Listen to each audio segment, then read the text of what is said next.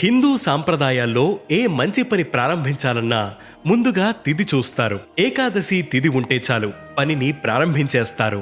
ఒక సంవత్సరంలో ఉండే 24 ఏకాదశుల్లో ఆషాఢ మాసంలో వచ్చే ఏకాదశిని తొలి ఏకాదశి అని అంటారు.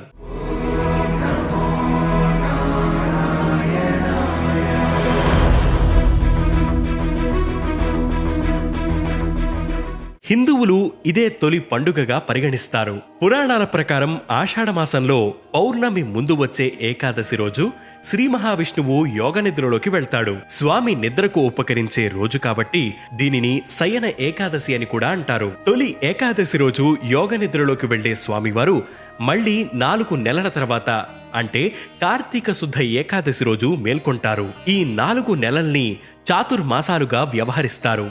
ఈ 4 నెలలు స్వామివారు పాతాళలోకంలో బలిచక్రవర్తి వద్ద ఉండి కార్తీక పౌర్ణమి నాడు తిరిగి వస్తాడని పురాణ గాథ ఒకటి ప్రాచుర్యంలో ఉంది. తొలి ఏకాదశి రోజు రోజంతా ఉపవాసముండి జాగరణ చేసి మరనాడు అంటే ద్వాదశి రోజు ఉదయం శ్రీ మహావిష్ణువుని పూజించి తీర్థ ప్రసాదాలను స్వీకరించి భోజనం చేస్తే జన్మ జన్మల పాపాలు ప్రక్షాళమవుతాయని భక్తుల నమ్మకం.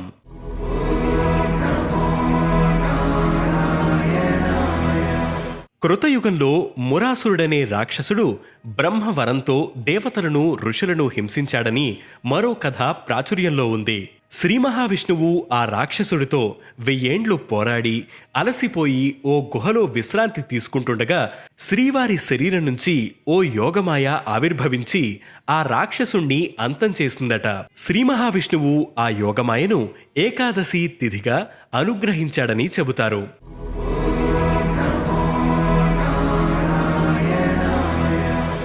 ఏకాదశి అంటే 11.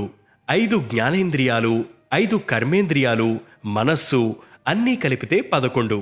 వీటిని మనిషి తన ఆధీనంలోకి తీసుకువచ్చి అన్నిటినీ ఒకటిగా చేసి అప్పుడు దేవునికి నివేదన చెయ్యాలి. దీనివలన మనిషికి సహజంగా అలవడే బద్ధకం దూరమవుతుందని, రోగాలు దరిచేరకుండా ఉంటాయని, ఇంద్రియ నిగ్రహం పెరుగుతుందని చెబుతారు.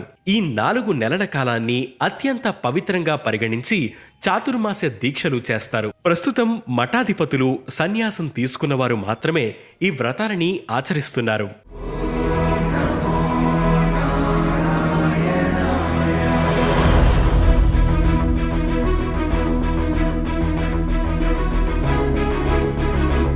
చాతుర్మాస దీక్ష చేపట్టిన వారు 4 నెలల పాటు ప్రయాణాలు చేయరు. కామ క్రోధాలను వదిలిపెడతారు.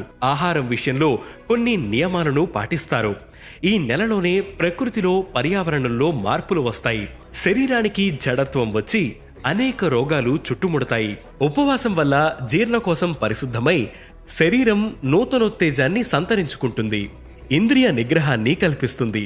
కష్ట పరిస్థితుల్లోనూ భయంకరమైన రోగాలు వచ్చినప్పుడు విపరీతమైన పరిస్థితులను ఎదుర్కోవడం కోసమే ఈ కఠిన ఉపవాసాలు, ఆచారాలు ఏర్పడ్డాయి. ఇది తొలి ఏకాదశి ఉపవాసం వెనుకున్న కథ. వే2న్యూస్ యూజర్లందరికీ తొలి ఏకాదశి శుభాకాంక్షలు.